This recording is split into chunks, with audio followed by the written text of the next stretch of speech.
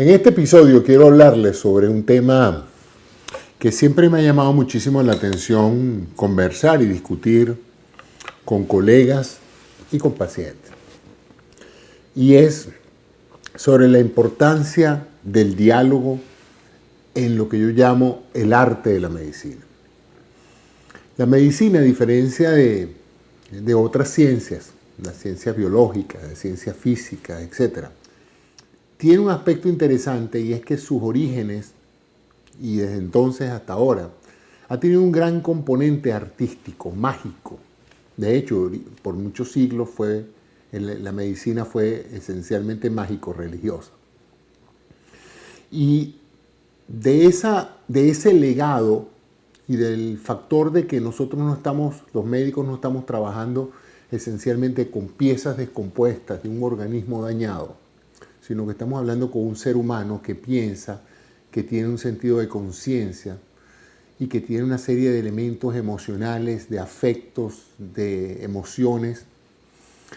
Es importante entender que el proceso de atender la salud de un paciente es un proceso intrínsecamente humano, que requiere un elemento de gran comunicación de valores humanos.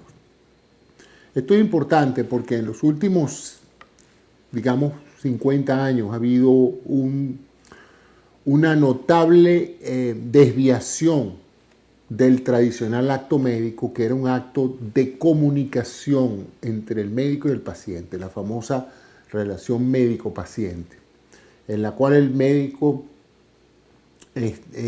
crea puentes para facilitar la comunicación al paciente y el paciente comunica sus opiniones, actitudes, creencias, preocupaciones y se establece un vínculo de confianza entre el paciente y su médico. Un vínculo que permite que el paciente le hable con sinceridad, le hable de cosas que para él son a veces penosas, difíciles de comunicar. Y el médico pues debe tener el tiempo, la atención, la preocupación y la sensibilidad para entender al paciente en todo su contexto y no limitarse estrictamente a los síntomas y a los signos y a las posibles patologías.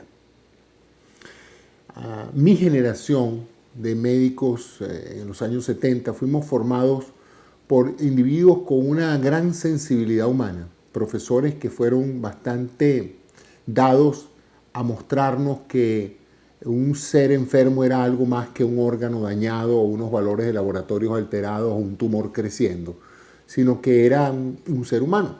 Y en este sentido, pues nos formamos y pudimos tener unos elementos que son importantísimos, que es la total discrecionalidad del médico para la conducción del acto médico. En otras palabras, cuando yo me siento con mi paciente, yo debería tener la total libertad de disponer del tiempo que yo necesite y de los recursos de comunicación e interacción que yo necesite con ese paciente para establecer ese puente, esa conexión médico-paciente que le permita a él tener la confianza en mí, volcar hacia mí toda la información que yo necesito para entenderlo, no solamente para descubrir su diagnóstico y para orientar el tratamiento, sino para entenderlo como ser humano y poder ayudarlo en ese contexto.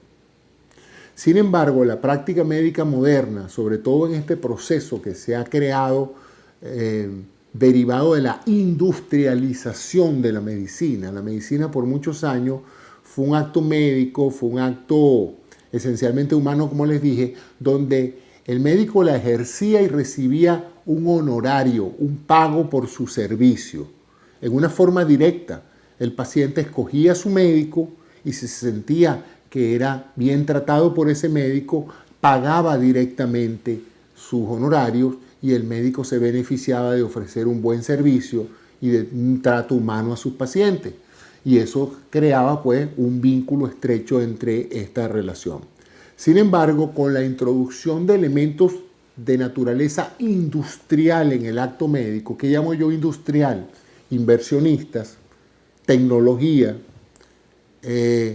entidades financieras que han creado alrededor de ese simple acto donde el paciente paga por un servicio para que lo escuchen y lo sanen, se ha creado ahora toda una industria que demanda ganancias, porque nadie invierte para perder.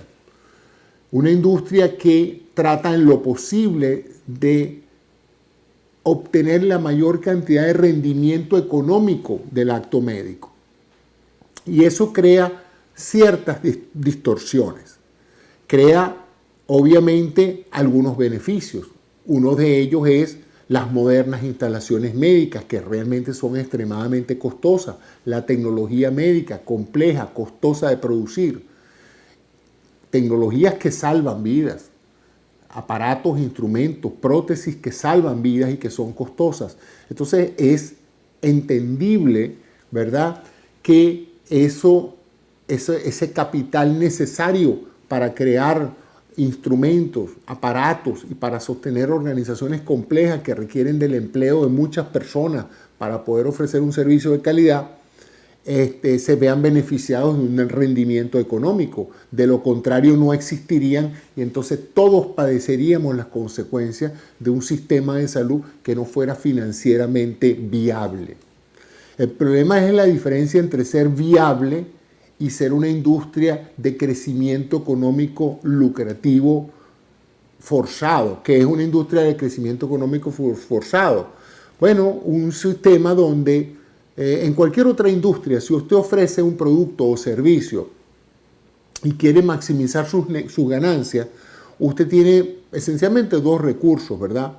O produce más y vende más, o reduce los costos. No hay otra forma de ganar dinero con cualquier producto o servicio. O usted vende, si hace teléfonos, tiene que vender más teléfonos para tener más ganancias, o si no puede vender más teléfonos porque el mercado está bastante saturado, entonces usted reduce sus costos de producción y trata de ganarle más a cada teléfono que vende. Esos son básicamente los recursos válidos. El problema cuando uno aplica ese modelo netamente capitalista, industrial y efectivo para cualquier otra industria, es que cuando lo aplica al modelo de la salud nos presentamos con un problema. Y es que la salud afecta a todo el mundo. La salud y el derecho a la salud y la necesidad de ser atendido por médicos y por equipos costosos, además de costar dinero, es algo que la gente no decide por gusto. Uno decide o no si comprar un teléfono o no. Por lo tanto, hay una oferta y una demanda que está dada básicamente por la decisión del cliente, en este caso del comprador, de adquirir ese producto. Pero el que va a necesitar una asistencia médica no va por gusto, no va por elección, va por necesidad. Y en ese momento en que tiene esa necesidad, no está en mucho recurso de decir, bueno, yo no voy a pagar esto porque esto es muy caro, mejor no me lo hago, o no me lo hago ahorita, o me lo hago dentro de 2 años, porque su salud y su vida corren peligro. Entonces, como vemos, es un sector de la economía, el sector salud, que es un poco más complejo que cualquier otro. Y en próximos programas voy a hablar un poco más sobre mis visiones dentro del sector salud y cómo yo veo la posibilidad de un futuro sector salud para Venezuela, que se encuentra ahorita en un total caos del sector, tanto sector público como privado, derivado de todas estas distorsiones económicas, derivado de la pérdida del recurso humano que se ha ido al exterior a buscar nuevos horizontes profesionales, y voy a hablar un poco más sobre el respecto.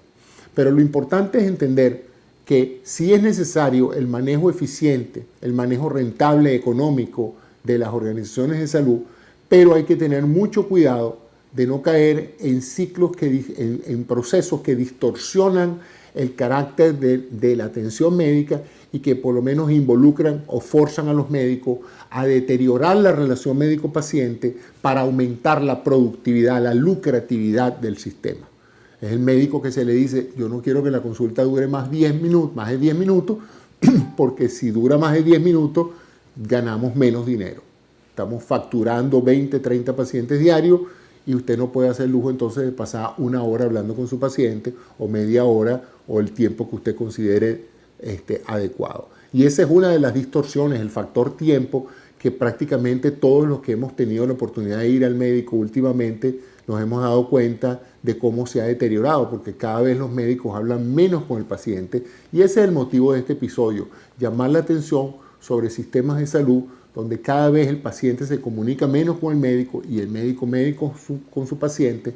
Los diagnósticos se hacen básicamente en la interpretación de datos de laboratorio y de diagnóstico por imágenes, y se habla poco con el paciente, no se hace ese vínculo, ese arte de poder comunicarse con un ser humano. Y yo creo que ese deterioro que hay en la relación médico-paciente es lo que está llevando a los pacientes a un cierto abandono de la medicina científica alopática y los está llevando entonces a las medicinas alternativas, que de una u otra manera están fuera de los linderos de ese proceso industrial que está afectando a la medicina convencional científica, y que entonces, bueno, se presta para innumerables desviaciones del proceso de curación y sanación, así como de distorsiones en lo que es la información adecuada, precisa y científica que se le da a los pacientes. Entonces, con esto quiero dejarlos en este episodio, con estas interrogantes, y llamarles la atención sobre que médico que no se comunica efectivamente con su paciente es un mal médico y está haciendo una mala medicina, independientemente de lo lujosa que sean sus instalaciones, independientemente de lo amplio que sean sus recursos de laboratorio y de diagnóstico por imágenes. Si no habla, si no escucha a su paciente, es poco probable que pueda entender ese ser humano, y eso se va a traducir en dos grandes consecuencias. La primera, errores importantes que se hubieran podido resolver escuchando al paciente.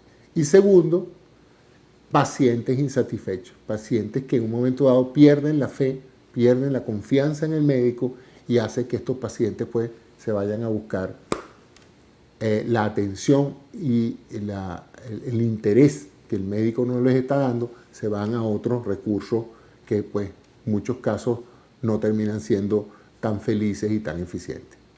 Con eso quiero dejarlos en este episodio. Muchas gracias por su atención. Les habló el doctor José Antonio Cisneros. Hasta otro episodio de Salud y mucho más. Gracias.